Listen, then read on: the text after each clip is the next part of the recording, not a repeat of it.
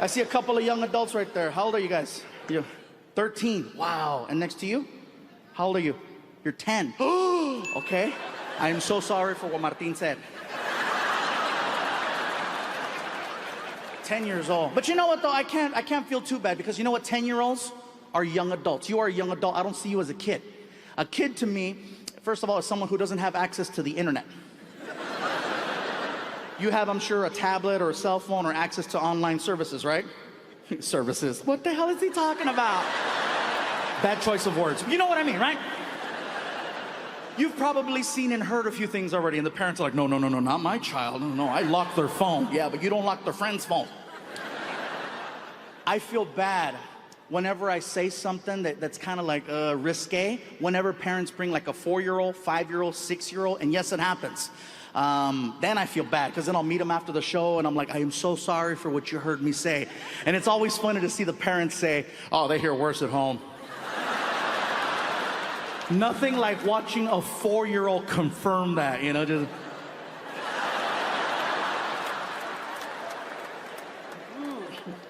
Like, for example, my son, he's 18 years old, but he still doesn't cuss at home, okay? Now, whatever he does in public, I have no control over, but at home, he knows he cannot cuss.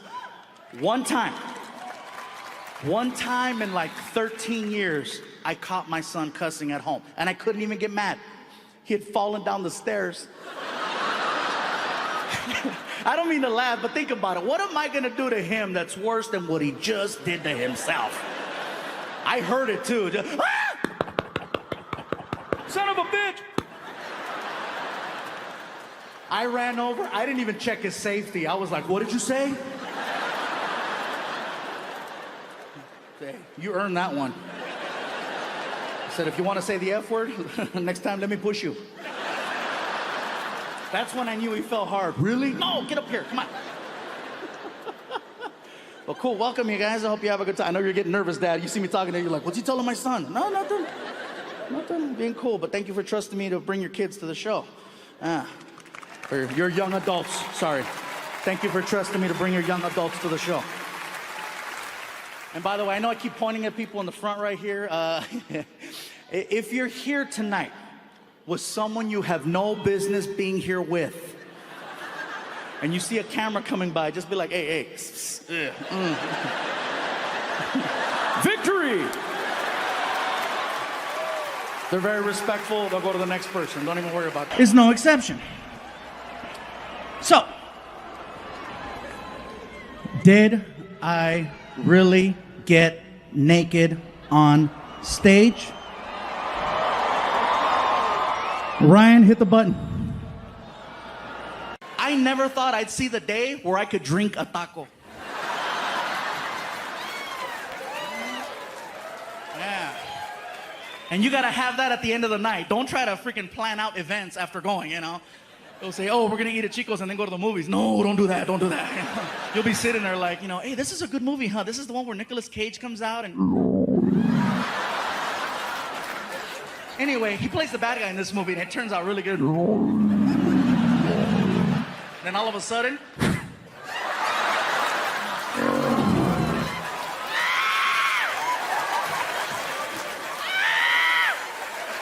You're running by people. They're like, Chicos.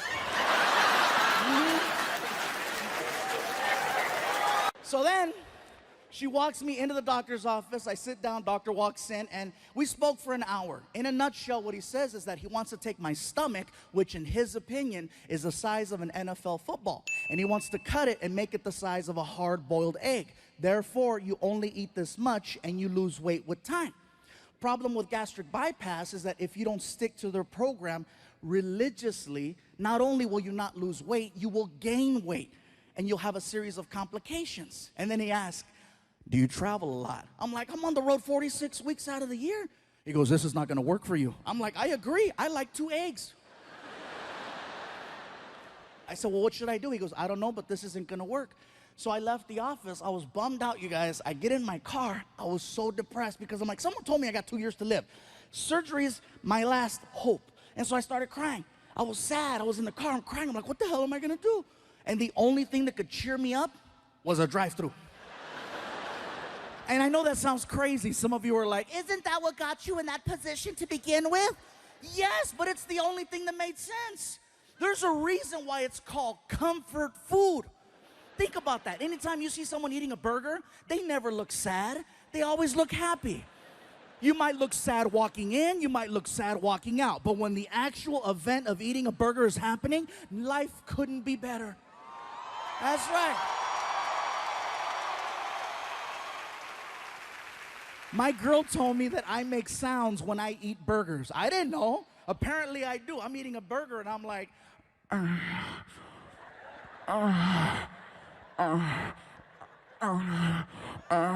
She was like, are you eating that or are you eating that?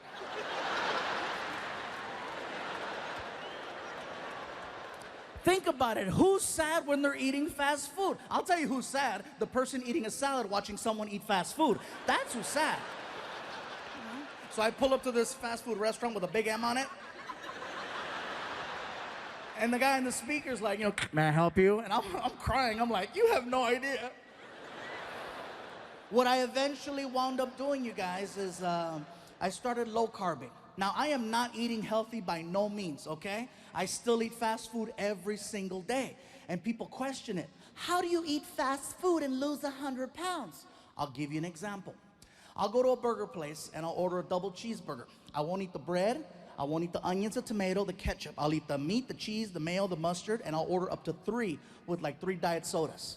And people go, that's unhealthy. The cholesterol's gonna kill you. I agree. But guess what? Cholesterol's gonna take 10 years to kill me. Diabetes is gonna do it in 2. Right now, I'm winning by 8.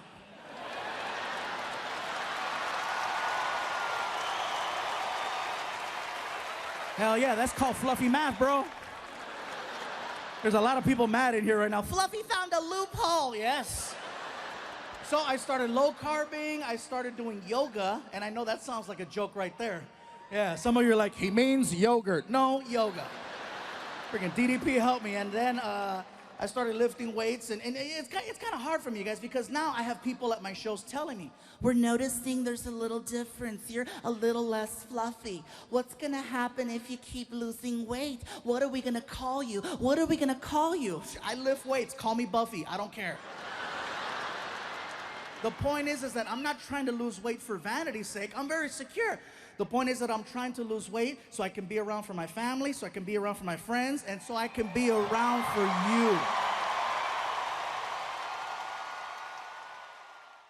He's at the point now of spoiled where he walks up to me and he goes, Dad, I'm really bored with my Nintendo Wii. Can I give it to my friend Angel?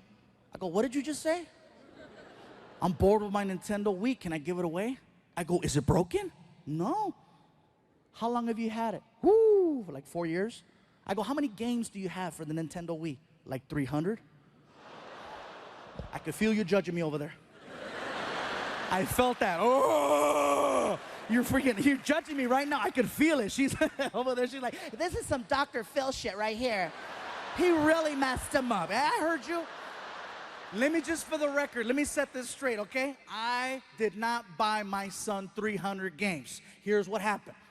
I have a friend who's a computer hacker, and for $75, he put 300 games on my son's hard drive. Yes, I have money, but I'm still ghetto. I enjoyed myself, you guys. I have a lot of fun. I made the reference to the police officers, and, sometimes there's problems everywhere. Cops used to mess with me a lot. That's why I love getting recognized now. Now they're just like, oh, it's you. I'm like, that wasn't the case 6 years ago. I did a theater show just like this one in the city of San Antonio. As soon as the show was over, San Antonio, ¿qué pasó? As soon as the show was over, I'm hanging out in the lobby, taking pictures and stuff, and then we go outside, and I get stopped in front of the theater, in front of my own poster. How sad is that? Freaking, what are you doing? Standing. You have any ID?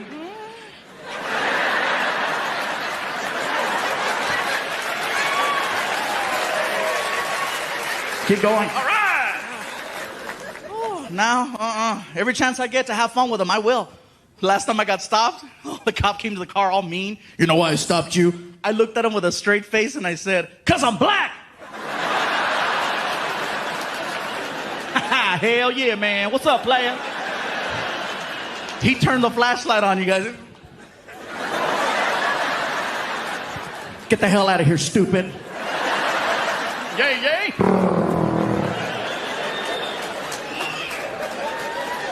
Oh, and by the way, thank you to whoever brought the chocolate cakes in the back. I got them right before the show. Thank you very much. Very cool. Somebody brought Chico's tacos too. I thought that was great.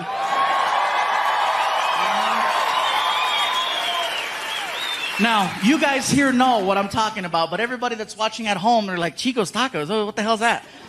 It's an El Paso tradition. If you come to El Paso,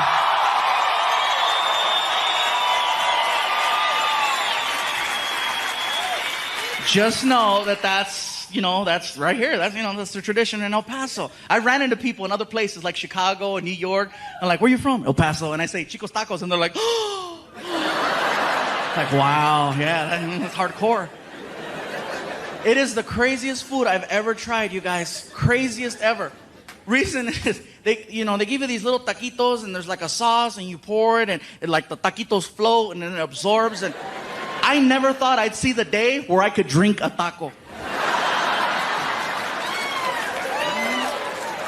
Yeah. And you gotta have that at the end of the night. Don't try to freaking plan out events after going, They'll say, oh, we're gonna eat at Chico's and then go to the movies. No, don't do that. You'll be sitting there like, hey, this is a good movie, huh? This is the one where Nicolas Cage comes out and... Anyway, he plays the bad guy in this movie and it turns out really good. Then all of a sudden...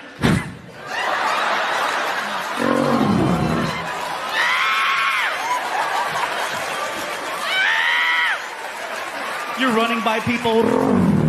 They're like... Chicos.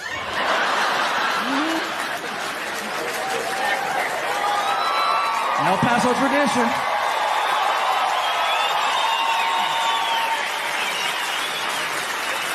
You know what's funny? Is that a year from now, there'll be people watching this all over the world. Just like the first DVDs in Canada, Australia, and Europe, this DVD will wind up somewhere in Australia. And there'll be people in Australia going, what the hell's Chicos? Crocky, we gotta go. We gotta see Chicos. You watch, man. People freaking out. I say, we must go try Chico's. It sounds splendid. Yes, it does. Drink a taco. I never thought I'd see the day. I'm going to try it. El Paso it is. And they're not accustomed to laughing for long periods of time. And they get so excited and so involved with the show that they forget. They forget to do a very basic thing. Called breathing. You'd be amazed how many times I've seen this in the front row. Just and they pass the hell out. The messed up part is only I can see what's happening. And they're usually like, Fluffy, do something. I'm like, do something.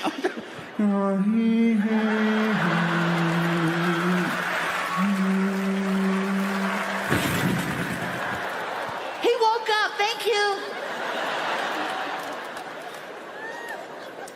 I had a lady one time up in the balcony who laughed herself unconscious.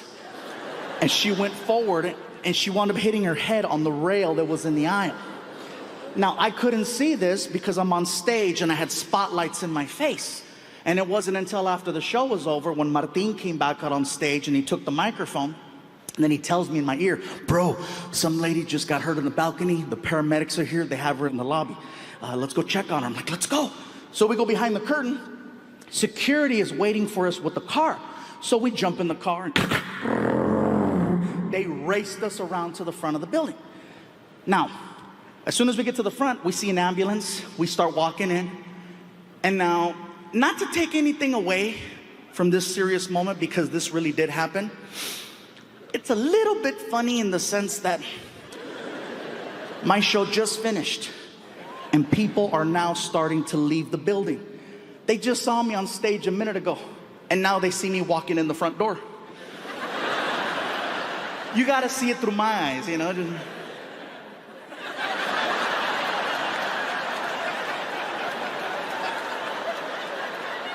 He's big, but he's fast. I don't know how the hell he did that one. That's pretty good. I come in and immediately I cut right to where the lady and the paramedics are sitting on the steps leading to the balcony. Now the lobby is starting to fill up with people and I'm trying to get from point A to point B without getting stopped. So I started doing this, and I know it's gonna look a little weird, but it worked. Are you okay? Are you all right? People see me doing this and immediately they're like puzzled. The way you looked at me right now, they looked at me like that and they did this. What the hell is he doing? It made everybody take 2 steps back and do like this. It created a hole for me to get to them. And then they see the paramedics and they realize what I was trying to do. Everything was fine till I got really close. And then one of the paramedics calls me out. What are you doing to the lady? I go, listen, sir, the woman obviously sustained a head injury, and I'm just giving her a chance to process the fact that it's really me, and I'm slowly getting closer to her. I realize now that I'm in this incredible position where I can no longer walk up from behind someone at one of my shows and go, hey! Why not? Because then, clear! Fluffy killed another one. So finally the lady looks up. She must have been 55, 60, little Asian woman. She sees me and she's like, oh, you too funny. You almost killed me. I am so sorry. Are you okay? Is there anything I could do to make you feel better? Yes. Yes, I feel better. I would like a 2 t-shirt. I'm gonna get you 2 t-shirts and 2 DVD. I'm like, you're not that hurt. Get your ass over here. Come on. So I stand her up and immediately one of the paramedics, hey, she hit her head. She shouldn't be standing. I said, listen, I'm the artist performing here tonight. I accept full responsibility over this woman. I got her. It's cool. Plus, she's tiny. We're only walking 10 feet to the merchandise table. No big deal. So I said, come on, I got you. Let's go. As soon as we start walking, she starts venting. Mr. Fluffy, you have no idea a kind of week I have. My son, he married this girl. She no cook, no clean. Move into my house. Now I have to cook and clean for 2. Oh, some bullshit. And I'm like, oh my God, that's gonna happen to me. Mr. Fluffy, I must apologize to you because I do not know who you are until today. I have a friend who gave me a ticket. She says, Susie, you stress so much. You need to get out. Husband win ticket in the raffle. Only have 1 ticket. You take it. So I look at the ticket. Ticket say, the Fluffy. I don't know what the comedy show is because I never go comedy show. I see Fluffy. I think it's a musical like a Cats. I say, okay, I go see Fluffy Cats. So I come here early so I can get the popcorn and the soda, and so I sit and I wait for Fluffy Cats.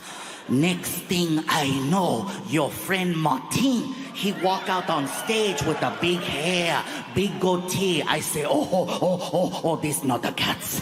This not the Cats. This Lion King. That's a Mexican Mufasa. And he start cracking jokes, and I start laughing. I laugh. Then you come out on the stage. I cannot take, I can't breathe. I black out. And when I wake up, I have an ice pack on the head, blood in the eye, and the 2 young white paramedics, they both touch me right here. They say, are you okay? Are you okay? Are you okay? What did you tell them? Oh, never better. Susie, never have 2 young white men touch me right here same time. Oh, your show very special, Mr. Fluffy. Very special. Your show like a Make-A-Wish. If I have a scar, you're gonna sue me. No. Not going to sue. If I have a scar and the friends ask me, hey, how you get the scar? Now I have a great story to tell.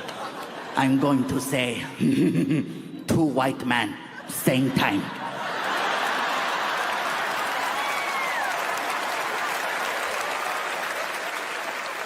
While a Mexican watch.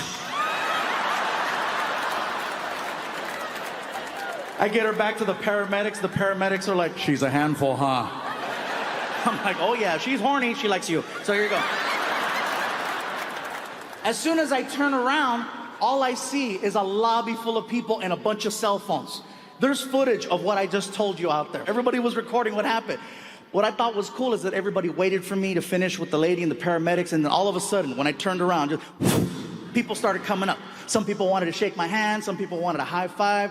One guy just wanted to hug me, and he didn't say anything. He just hugged me, just, are you okay? You sure? All right. A couple of kids are looking at me, they're like. Another alcohol I refuse to mess with anymore is wine. Look at the people over there. We're from Schaumburg.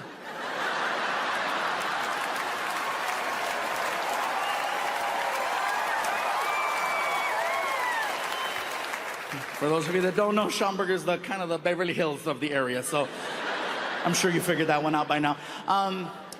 My issue with wine is very simple. I don't like the fact that wine is socially accepted. And what I mean by that is that if you see someone with a bottle of wine, if you see a guy crossing the street with a bottle of wine, immediately he's judged, but in a positive way. Because wine is always associated with something high class, something positive, something progressive, an anniversary, a celebration, a promotion. So you try to figure it out. Hey, what do you think is going on over there? Graduation? Promotion? It's gotta be good. Hey, good for you, buddy. Now, in all seriousness, not to be funny, not to be disrespectful, let me tell you the reason why I would be an amazing gay partner. The level of communication between two men is so high, I might actually get an answer. There might be clarity and understanding. I might hear a yes, I might hear a no. Do you know how many relationships I have been in where I still don't know the outcome to certain conversations? Very simple yes or no questions. That's what I would do. Something as simple as, baby, you hungry? Well, I haven't eaten yet, so I probably should eat something, but I'm not feeling it right now. But if I don't eat right now, you know how I'm gonna get later. So I guess it's probably a good idea if I start eating right now. But it really depends on the options. What do you think? Ah!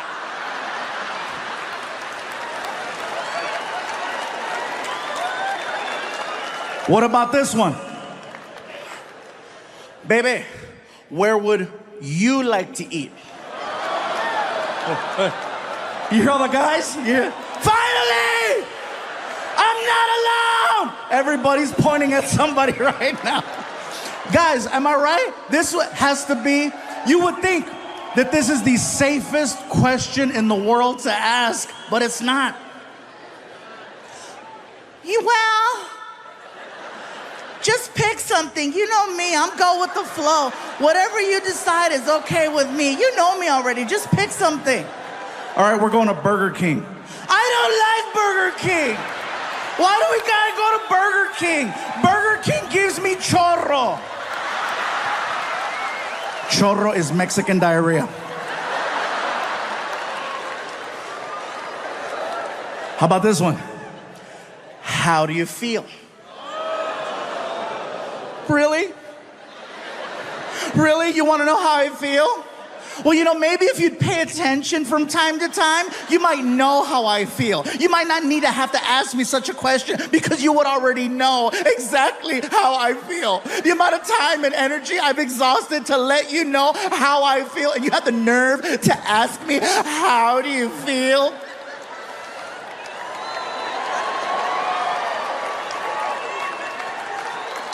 Now imagine the exact same conversation between me and Mr. Lexus. Do you know how efficient that conversation would be? Hey, bro, you hungry? Thought you'd never ask. What do you want to eat? Whatever you want to eat. We're going to Burger King. I love Whoppers. Me too. We go to Burger King and we tear it up. We get back home and I ask him, hey, how do you feel? Horny. Me too. How do you want to do this? Heads or tails? It would be efficient.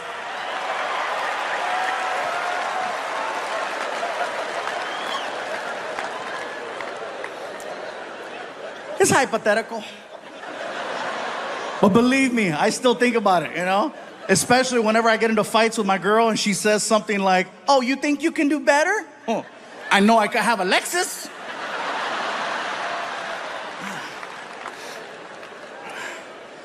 I don't know, man. I know we're in the middle of a Netflix taping.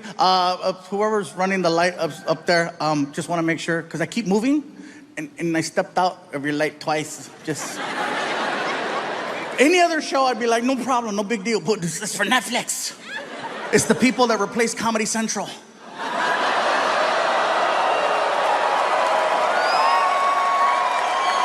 But no, I'll try not to move too fast. But how slow are you if you can't keep up with me? You should work for immigration.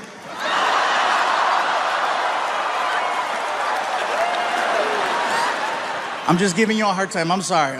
Ladies and gentlemen, I apologize for that. Can we give a big round of applause to our person running the spotlight up there?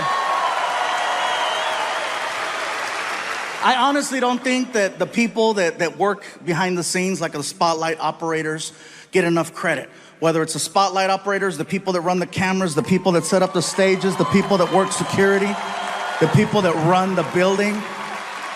Without them, there is no show.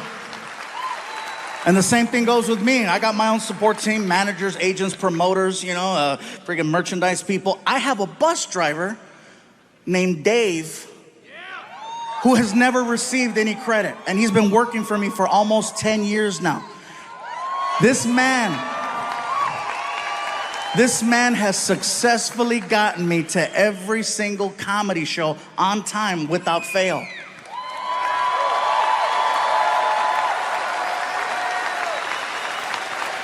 If I had to describe him to you, okay?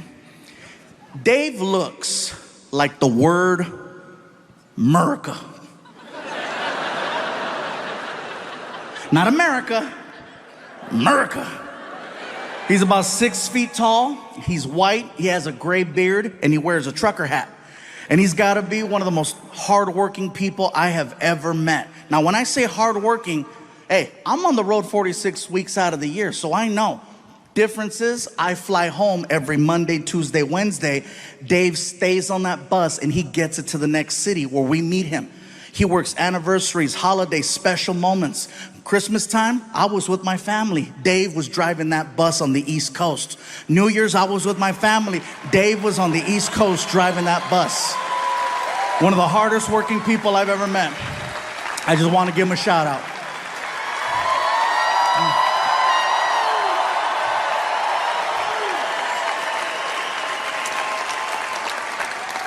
In addition to being hardworking, he's very honest. Now, when I say honest, I don't mean, oh, he does his taxes right. I mean painfully honest, no filter honest. He talks the way people used to. He does not have time to mince words. He just calls it like he sees it. Before me, he used to work with a man by the name of Kenny G. Grammy Award winner, amazing, amazing music. One day, Kenny G was on his tour bus that Dave was driving, and I guess the two of them had a little discussion, and Kenny G used some words that Dave would have rather him not have used, and instead of getting into it with him, this is what Dave does.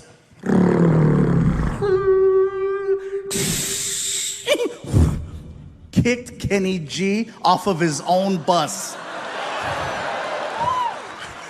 Because he would rather lose his job, then lose his self-respect.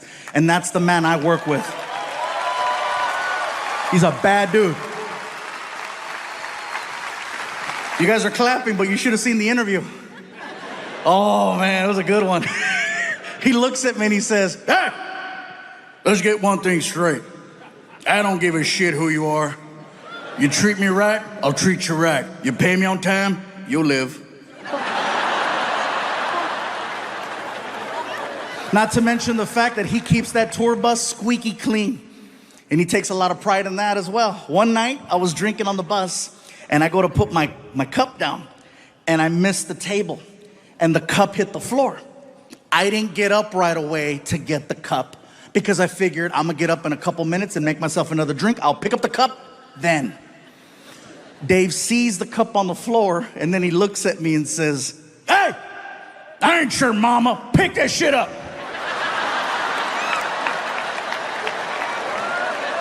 I get to the back of the bus and I'm like, wait a minute, I pay him. "Hey, Dave, shut up. Yeah, I'll be in the back in my room. Thank you. Drive safe."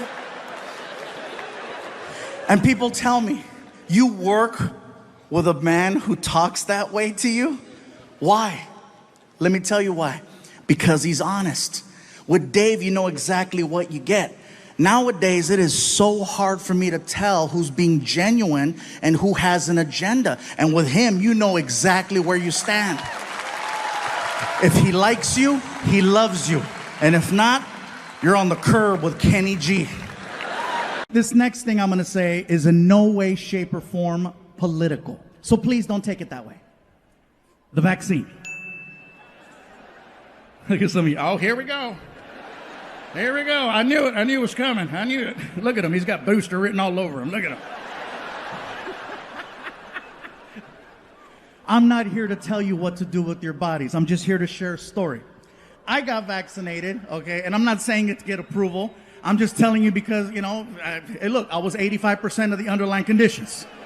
At this point, I'm rolling the dice. Plus, I wanted to work. I got the vaccine, but it was one of those things where, you know, in the beginning, when you wanted to get the vaccine, you couldn't just walk into a CVS. You had to make an appointment, you know, and it was a drive out. You couldn't just show up, because I tried. Oh, I tried using the face. I'm like, hey. Apparently this only works at Red Lobster. Oh yeah, I could show up at Red Lobster at 8 o'clock on a Saturday. It's on. You know, do you have reservations? It's fluffy, make biscuits. But for the vaccine, no, I made my appointment like everyone else. It was a drive-out location, you know. There's a little speaker box. May I help you? This is very familiar. Yeah, let me have a large vaccine. Pfizer, Moderna. I got a coupon, whatever's free.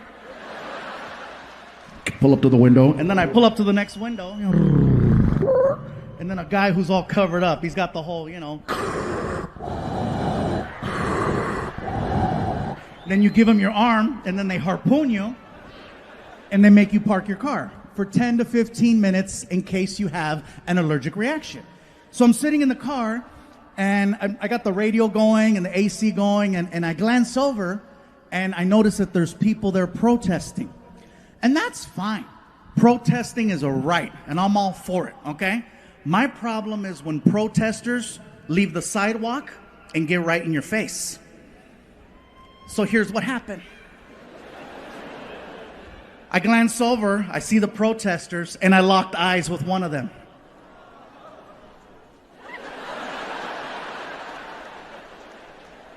And I could do this all day. I'm in the car, right? Like, what?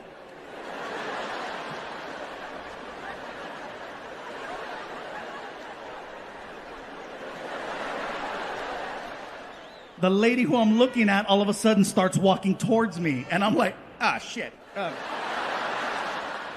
She gets to my car, and she starts going off on me. And I have never had a complete stranger go off on me for no reason at all. She gets to the car, and she's like, "You are so stupid. You are so stupid.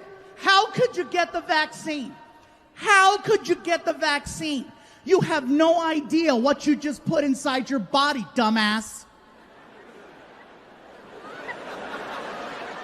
I didn't know what to say. I was like, bitch, I eat chorizo.